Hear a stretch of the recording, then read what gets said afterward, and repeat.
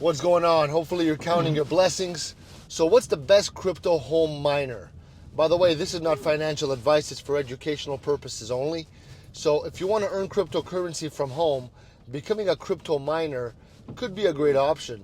You know, mining is like using your computer to help you check and confirm transactions on the blockchain. In return, miners earn crypto as a reward. And with the right equipment, you can start mining from your comfort of your own home. Okay? So one of the best home miners for beginners, okay, is the Antminer S19. And I'll leave it in the description so you get the spelling.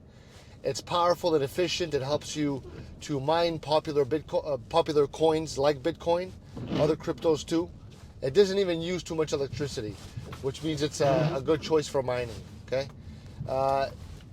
the Antminer S19 has a reputation for being reliable and easy to set up, which is important when you're just starting. Okay, another great miner is called the Goldshell KD5. Okay. This one is especially made for mining a type of crypto called Kadena. It's smaller, it's quieter than other machines, which makes it a good option if you're setting up in your home. And by setting up a home miner, like a rig, you can really start earning crypto while you sleep.